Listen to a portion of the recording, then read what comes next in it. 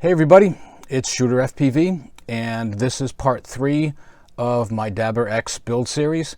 In this part, we're going to go over installing the Crossfire receiver, soldering it up to the flight controller. I'm going to show you how I mount it and how I got the Immortal T on, and also I had to make a little modification to the frame in order to use the camera that I'm going to be using. It's going to be mounted on top here, so I'll go over that. I'll show you, what I did there. So let's go to the bench and get started. Okay, so we're going to start. First of all, I'm going to show you exactly what I'm doing here. What I did was, I already have it mounted here, but I have another one that I wanted to show you. This is going to be what I'm going to use for the Crossfire. And it's pretty cool, simple, quick print. And what happens is it just slides right in. I'm going to use some double-sided tape to keep it down, and this little triangle part will keep the antenna there. I'm going to have my run cam on top of it anyway, so I mean it won't be totally squishing it, but it'll be there enough where it's going to hold it down and it shouldn't be a problem. So now the one thing I had to do with this frame, and I'm going to show that to you now, and this is in no way reflecting anything bad with the frame. It's my stubbornness for using this camera because I want HD on it, but I don't want to put a GoPro.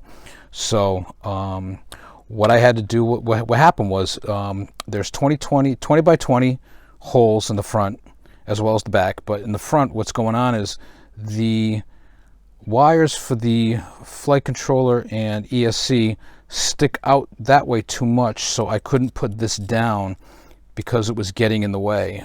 So what I ended up doing, and I know, yeah, it could be, it could jeopardize the structural integrity of the frame, but it doesn't look so bad, I guess. But we'll see. If it breaks, it breaks. What I had to do was, these are the original holes.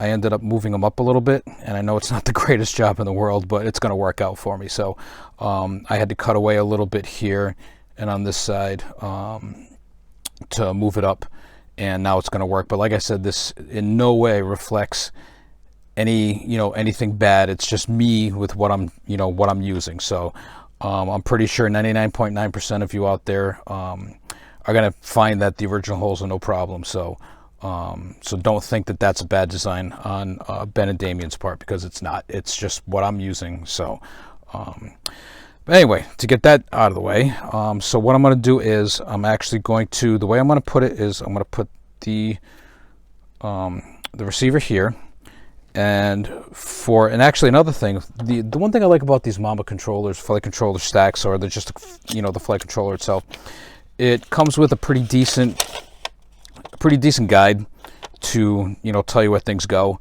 and of course we're going to be using the Nano, so it tells you everything, so you don't even have to, there's no guesswork at all. I mean, it's just great. You're lucky that you get one of these, and if you don't, with whatever you're using, chances are you'll find one online somewhere. But yeah, I like how they do that. It just makes it super simple. So with the flight controller, the UARTs are going to be back here.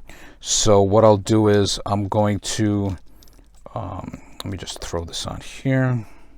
What I'm actually going to do is, I'm going to run the wires through the ESC, like between the ESC and the flight controller, and have them come out the backside and flip up top onto these back UARTs here, the pads. So so that'd be real simple.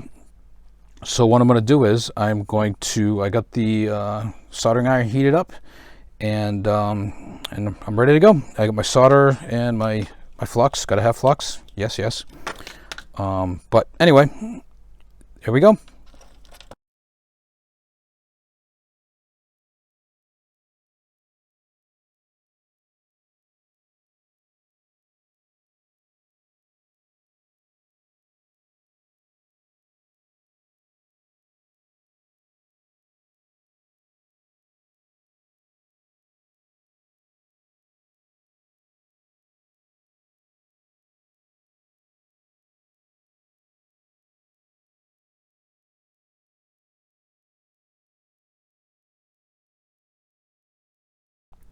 All right, so here we go.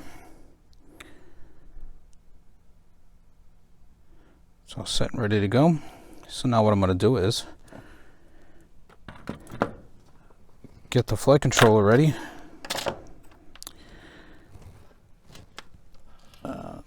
So according to this, we're going to go RX, TX, 5-volt, ground. So we can count down from the top 1, 2, because we're not using those.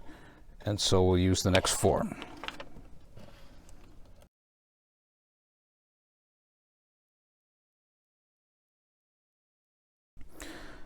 All right, so like I said, I'm going to put this in this way. And then what I'll do is I'll put the wires under the flight controller. And then take these and loop them around like that.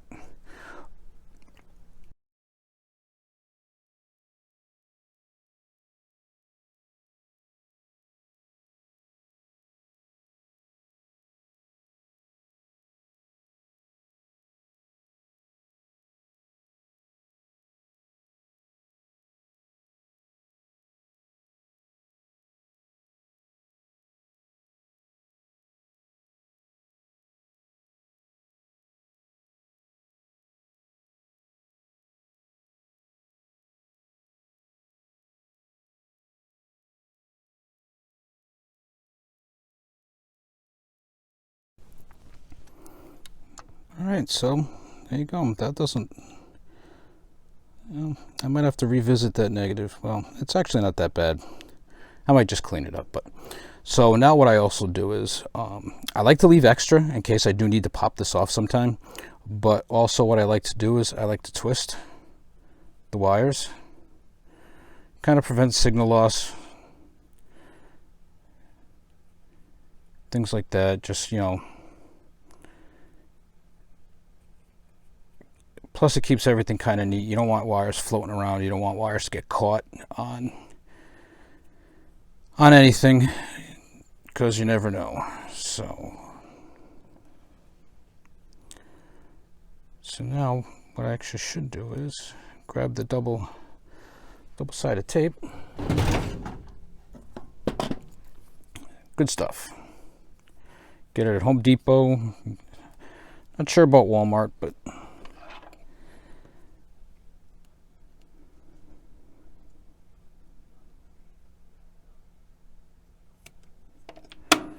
so what I'll do is I will stick, and of course, and I've done it before, you got to make sure you're on the right side. See the UFL? Don't want the sticky tape on that side.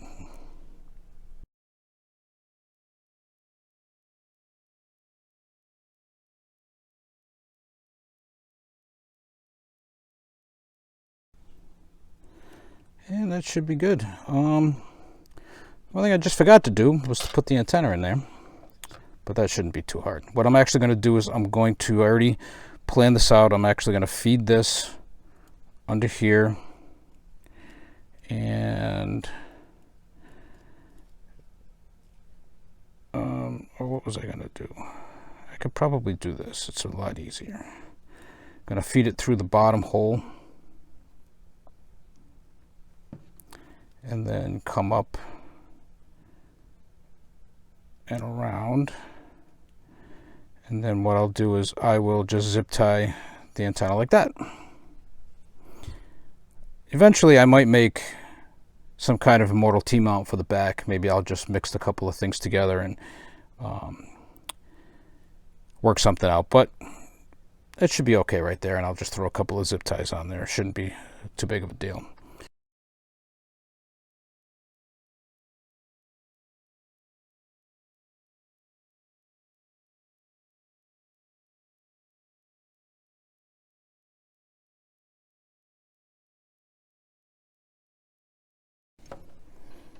All right, there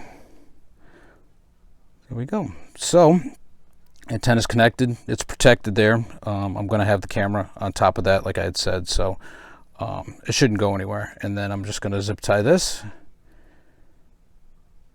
and we'll be good.